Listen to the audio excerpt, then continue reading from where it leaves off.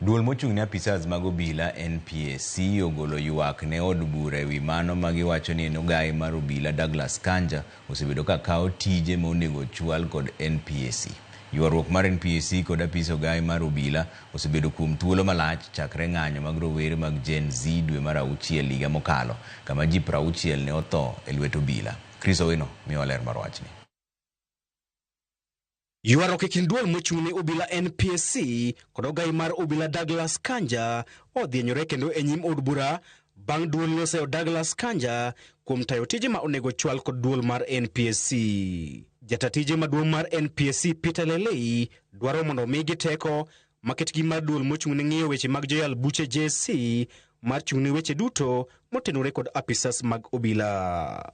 Just the way Parliamentary Service Commission is in charge of its human resource functions, and the way TSC is in charge of its human resource commissions, we still ask this great parliament to enable us be able to take over the payroll and the human resource functions at the NPS, because that is the purpose of our being creation.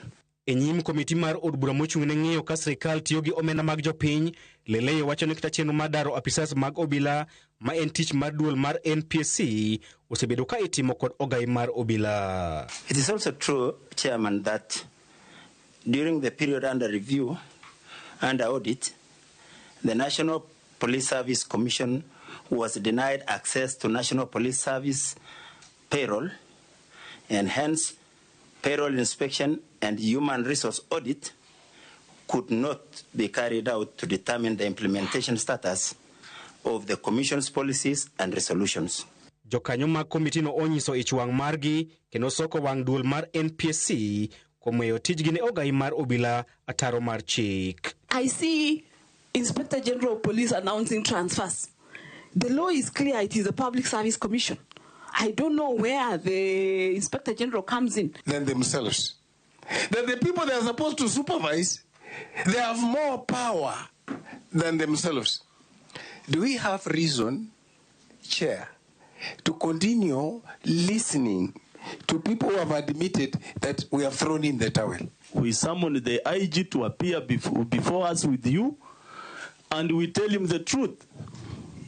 We tell him the truth that this mandate and this one belongs to the commission, and therefore he needs to vacate that mandate. You need to be black and white, not to hide, because if you read the way you have done your response, it's like you are fearing somebody will blame me. Kaluwore gi ywaruok makamano, komitino ochiko duol mar NPSC kod Ogai mar Obila Douglas Kanja mondo chop e nyimgi kaka yo mar tieko gwandruok manie kindgi. Chris Owino, Ramogi TV, Nairobi.